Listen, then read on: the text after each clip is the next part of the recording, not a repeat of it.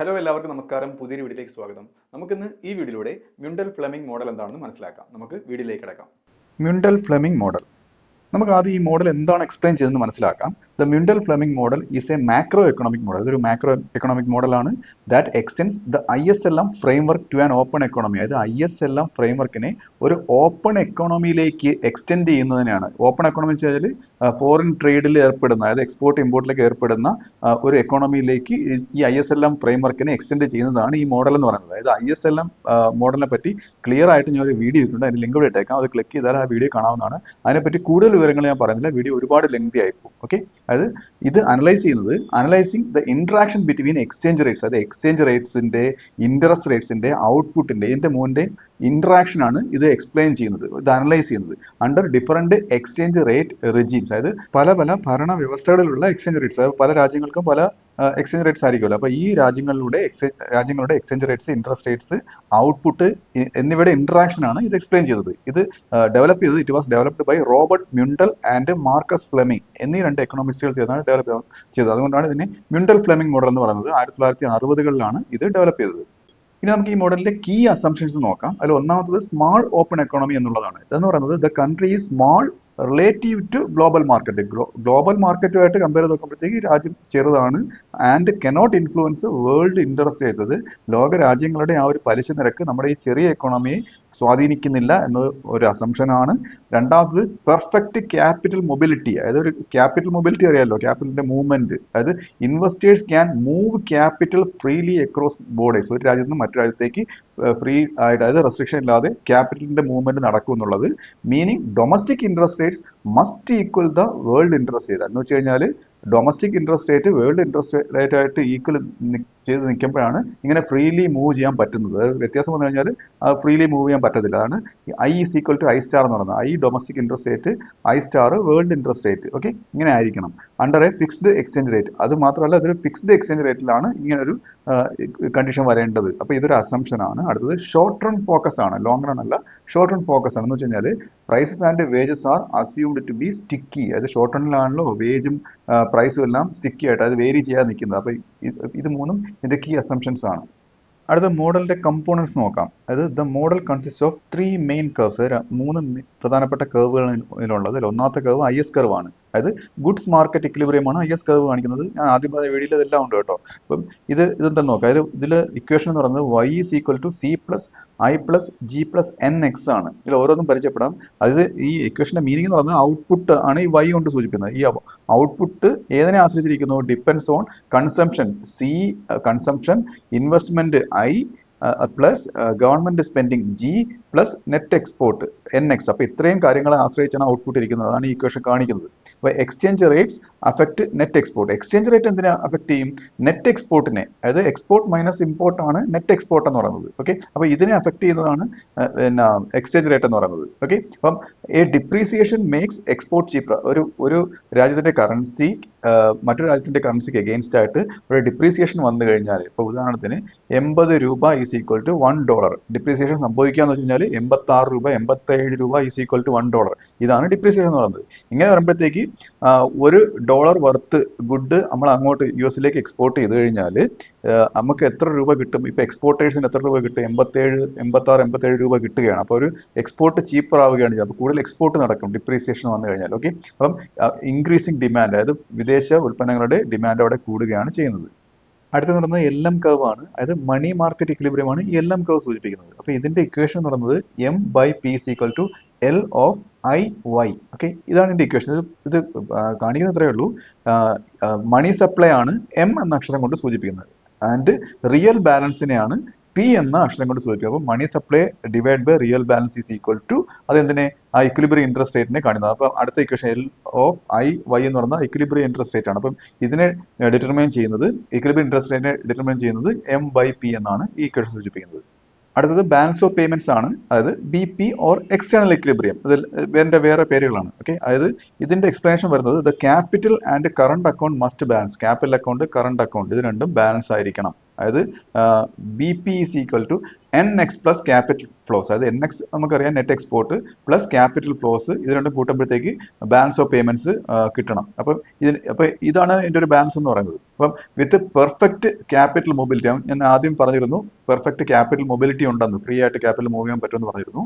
അപ്പോൾ ഈ capital mobility ഉള്ളത് കൊണ്ട് capital flows adjust to keep interest rate equal to the world rate, അതായത് ഇത് എന്ത് ചെയ്തോളും, ആ ഒരു വേൾഡ് റേറ്റിന് ഈക്വൽ ആയിട്ട് ഇൻട്രസ്റ്റ് റേറ്റ് കീപ്പ് ചെയ്ത് നിർത്തിക്കോളും, ഇങ്ങനെ ഒരു ഫ്രീ ആയിട്ട് ക്യാപിറ്റൽ മൂവ്മെന്റ് ഉള്ളത് കൊണ്ട്.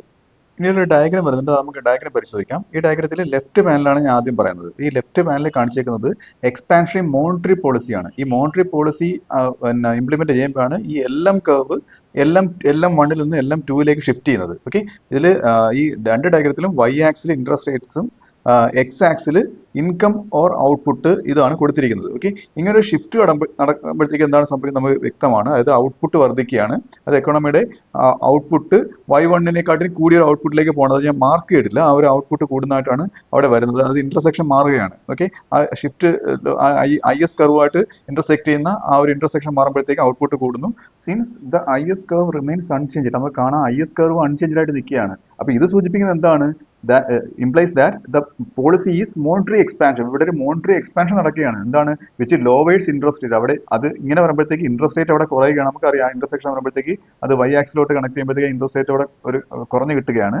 ഇങ്ങനെ വരുമ്പോഴത്തേക്ക് ഇത് എന്തിനെയൊക്കെ സ്റ്റിമുലേറ്റ് ചെയ്യുന്നു? ഇൻവെസ്റ്റ്മെന്റിനെയും ഔട്ട്പുട്ടിനെയും സ്റ്റിമുലേറ്റ് ചെയ്യുന്നു. അതായത് ഇൻട്രസ്റ്റ് റേറ്റ് കുറവല്ല, ആൾക്കാർ കൂടുതൽ ലോൺ എടുക്കുന്നു, കൂടുതൽ ഇൻവെസ്റ്റ് ചെയ്യുന്നു. അപ്പോൾ ഇൻവെസ്റ്റ്മെന്റിനെയും ഔട്ട്പുട്ടിനെയും സ്റ്റിമുലേറ്റ് ചെയ്യുകയാണ് ചെയ്യുന്നത്. അപ്പം അണ്ടർ ഫിക്സ്ഡ് എക്സ്ചേഞ്ച് റേറ്റ്, നമുക്കറിയാം ഫിക്സ്ഡ് എക്സ്ചേഞ്ച് റേറ്റിന്റെ കാര്യം ഞാൻ നേരത്തെ പറഞ്ഞിരുന്നു. This would lead to capital outflows. ഇങ്ങനെ വരുമ്പോഴത്തേക്ക് ക്യാപിറ്റൽ ഔട്ട്ഫ്ലോ ഉണ്ടാവുന്നു, മനസ്സിലായില്ലേ? അപ്പം ഇൻട്രസ്റ്റ് റേറ്റ് കുറഞ്ഞ ഒരു കണ്ടീഷനിൽ ക്യാപിറ്റൽ ഔട്ട്ഫ്ലോ ഉണ്ടാവുകയും and pressure on the exchange റേറ്റിൽ കൂടുതൽ പ്രഷർ ഉണ്ടാക്കുകയും ചെയ്യുന്നു. ഈ സാഹചര്യത്തിൽ requiring central bank to intervene to maintain the peg. അപ്പൊ ഇങ്ങനെ ഒരു സിറ്റുവേഷനിൽ സെൻട്രൽ ബാങ്കിന് ഇടപെടേണ്ടതായിട്ടുള്ള ഒരു ആവശ്യം ഉണ്ടാകുന്നു. എന്തിനു വേണ്ടിയാണ് സെൻട്രൽ ബാങ്ക് ഇടപെടുന്നത്? ആ ഇൻട്രസ്റ്റ് റേറ്റ് തിരിച്ച് അതുപോലെ കൊണ്ടുവരുന്നതിന്, ആ പെഗ് മെയിൻറ്റെയിൻ ചെയ്യുന്നതിന്. ഓക്കെ, അപ്പം ഫ്ലോട്ടിംഗ് എക്സ്ചേഞ്ച് റേറ്റ് ആണെങ്കിലോ, അത് ഡിമാൻഡ് സപ്ലൈ അനുസരിച്ചാണ് എക്സ്ചേഞ്ച് റേറ്റ് ഡിറ്റർമൈൻ ചെയ്യുന്നുണ്ടെങ്കിലോ, currency depreciation would boost net export. അതായത് കറൻസിയുടെ ഡിപ്രീസിയേഷൻ നേരത്തെ പറഞ്ഞ പോലെ എന്തിനെ ബൂസ്റ്റ് ചെയ്യുന്നു? നെറ്റ് എക്സ്പോർട്ടിനെ ബൂസ്റ്റ് ചെയ്യുകയും റീഇൻഫോഴ്സിംഗ് ദ എക്സ്പാൻഷറി എഫക്റ്റ്, ആ എക്സ്പാൻഷറി എഫക്റ്റിനെ റീഇൻഫോഴ്സ് ചെയ്യുകയും ചെയ്യുന്നു. അടുത്തത് റൈറ്റ് പാനലിൽ കാണിക്കുന്ന ഡയഗ്രത്തിൽ നോക്കാം. അതായത് റൈറ്റ് പാനലിൽ കാണിക്കുന്നത് IS കർവിന്റെ ഷിഫ്റ്റ് ആണ്, അതായത് എക്സ്പാൻഷറി ഫിസ്ക്കൽ പോളിസിയാണ്. ഓക്കെ, എക്സ്പാൻഷറി ഫിസ്ക്കൽ പോളിസി വരുമ്പോഴാണ് IS കർവ് ഷിഫ്റ്റ് ചെയ്യുന്നത്. അതായത് രണ്ട് കർവിന്റെയും ഷിഫ്റ്റുകൾ റെഡ് ആരെയാണ് ഇൻഡിക്കേറ്റ് ചെയ്യുന്നത്. ഓക്കെ, അപ്പോൾ ഈ രണ്ട് കേസിലും എന്താണ്? ഔട്ട്പുട്ട് Y1 നിന്ന് ഒരു ഗ്രേറ്റർ ആയിട്ടുള്ള ഒരു ഔട്ട്പുട്ടിലേക്ക് കൂടുകയാണ് ചെയ്യുന്നത്. Y1 ടു Y2 എന്നൊരു ഔട്ട്പുട്ട് ലെവലിലേക്ക് കൂടുന്നതായിട്ടാണ് റൈറ്റ് പാനലിൽ കാണിച്ചിരിക്കുന്നത്. ഓക്കെ, അപ്പോൾ നമുക്ക് BP ബാലൻസ് ഓഫ് പേയ്മെന്റ് 0 ആണ്. പാരലൽ എക്സ് ആക്സിന് പാരലായിട്ട് ഒരു ലൈൻ കൊടുത്തിട്ടുള്ളത് ബാലൻസ് ഓഫ് പേയ്മെന്റ് ലൈനാണ്, 0 ആണെന്ന് കാണാം. ആ ലൈൻ എന്താണ് സൂചിപ്പിക്കുന്നത്? അത് ബാലൻസ് ഓഫ് പേയ്മെന്റ് ഇക്വിലിബ്രിയമാണ് സൂചിപ്പിക്കുന്നത്. അപ്പൊ ഈ line suggest that at higher output, അതായത് ഹയർ ഔട്ട്പുട്ട് കൂടുമ്പോഴത്തേക്ക് higher interest rates are needed. ഇങ്ങനെ ഔട്ട്പുട്ട് കൂടുമ്പോഴത്തേക്ക് ഹയർ ഇൻട്രസ്റ്റ് റേറ്റും വേണം. ഇതിനു വേണ്ടിയാണ് to attract foreign capital and maintain equilibrium. Foreign ക്യാപിറ്റലിനെ അട്രാക്ട് ചെയ്യുന്നതിനും ഇക്വിലിബ്രിയം മെയിൻറ്റെയിൻ ചെയ്യേണ്ടത്. അപ്പോൾ ഇതിനു വേണ്ടിയിട്ട് ഇൻട്രസ്റ്റ് റേറ്റ് ഹൈ ആയിരുന്നാലേ പറ്റൂ, എന്നാലേ ഫോറിൻ ഇൻവെസ്റ്റ്മെന്റുകൾ ഇവിടെ നടക്കത്തുള്ളൂ. ഇനി നമുക്ക് ഈ സിറ്റുവേഷനിൽ ഫിക്സ്ഡ് എക്സ്ചേഞ്ച് റേറ്റിലും ഫ്ലോട്ടിംഗ് എക്സ്ചേഞ്ച് റേറ്റിലും എന്താണ് സംഭവിക്കുന്നത് നോക്കാം. ആദ്യം ഫിക്സ്ഡ് എക്സ്ചേഞ്ച് റേറ്റിന്റെ കാര്യം നോക്കാം. അപ്പൊ ഈ ഫിക്സ്ഡ് എക്സ്ചേഞ്ച് റേറ്റിലാണെന്നുണ്ടെങ്കിലോ, the central bank must increase the money supply. അതായത് സെൻട്രൽ ബാങ്കിന് മണി സപ്ലൈ കൂട്ടിയേ പറ്റത്തുള്ളൂ. എന്തിനു വേണ്ടിയാണ്? To prevent interest rate from rising too much. ഒരുപാട് കൂടാതെ തടയുന്നതിന് വേണ്ടിയിട്ട്, ഇൻട്രസ്റ്റ് റേറ്റ് ഒരുപാട് കൂടാതെ തടയുന്നതിന് വേണ്ടിയിട്ട്. ഓക്കെ, അപ്പം റീഇൻഫോഴ്സിംഗ് ദ ഔട്ട്പുട്ട് എക്സ്പാൻഷൻ. ഇങ്ങനെ വരുമ്പോഴത്തേക്ക് എന്ത് വരും?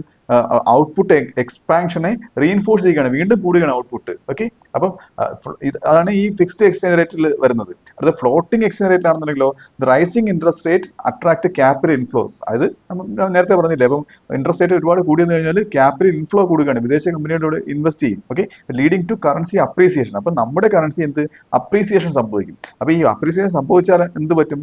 Which may reduce net export. അതായത് നേരത്തെ സംഭവിച്ചതിന്റെ ഓപ്പോസിറ്റ് സംഭവിക്കുക, നെറ്റ് എക്സ്പോർട്ട് കുറയുകയും and counter act the fiscal stimulus. അതായത് ഈ ഫിസ്ക്കൽ സ്റ്റിമുലസിനെ നമ്മൾ ഇപ്പൊ ലഭിച്ച ആ ഒരു ഫിസ്ക്കൽ പോളിസിയുടെ സ്റ്റിമുലസിനെ അതിനെ കൗണ്ടർ ആക്ട്, അതിനൊരു തിരിച്ചടി ലഭിക്കുകയും ചെയ്യുന്നു. ചുരുക്കി പറഞ്ഞു കഴിഞ്ഞാൽ ഈ ഡയഗ്രത്തിൽ നിന്നും മനസ്സിലാക്കേണ്ട പ്രധാനപ്പെട്ട 3 കാര്യങ്ങളാണ്. അതായത് മോണിറ്ററി പോളിസി എന്ന് പറയുന്നത് എഫക്റ്റീവ് ആണ്.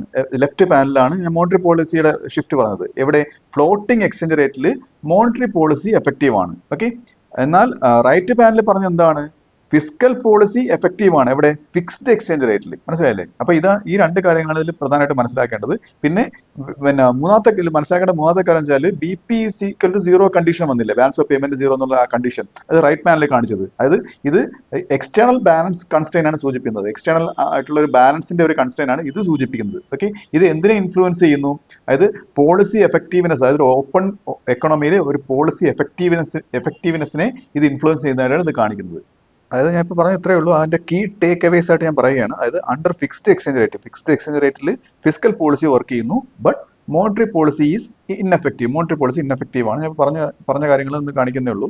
അണ്ടർ ഫ്ലോട്ടിംഗ് എക്സ്ചേഞ്ച് റേറ്റിലാണെങ്കിലോ മോണിറ്ററി പോളിസി വർക്ക് ചെയ്യുന്നു, but fiscal policy is fiscal policy അവിടെ വീക്കെൻഡ് ആണ്. പിന്നെ മനസ്സിലാക്കിയ മറ്റേ കാര്യം എന്താണ്?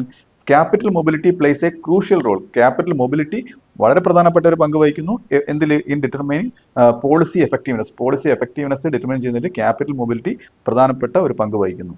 The Mundell-Fleming model is foundational in international macroeconomics. അതായത് ഇന്റർനാഷണൽ മാക്രോ എക്കണോമിക്സിൽ അതിന്റെ ഒരു അടിസ്ഥാനമാണ്, വളരെ പ്രധാനപ്പെട്ട ഒരു മോഡലാണിത് കേട്ടോ. അതായത് shaping policies in open economics. അതായത് ഓപ്പൺ എക്കണോമിക്സിലെ പോളിസീസിനെ ഷേപ്പ് ചെയ്യുന്നു. ഏതുമായിട്ട് ബന്ധപ്പെട്ട? റിഗാർഡിംഗ് എക്സ്ചേഞ്ച് റേറ്റ് മാനേജ്മെന്റുമായിട്ട് ബന്ധപ്പെട്ട, ട്രേഡ് ബാലൻസ്, ഞാനെല്ലാം പറഞ്ഞതാണ്, trade balance and financial stability, ഇതുമായിട്ടൊക്കെ ബന്ധപ്പെട്ട ഇന്ത്യയെ പോലെയുള്ള ഓപ്പൺ എക്കണോമിക്സിലെ പോളിസീസിനെ ഷേപ്പ് ചെയ്യുന്നതിൽ, അതായത് പോളിസി രൂപീകരണത്തിൽ സഹായിക്കുന്ന ഒരു മോഡലാണ് ഇത്.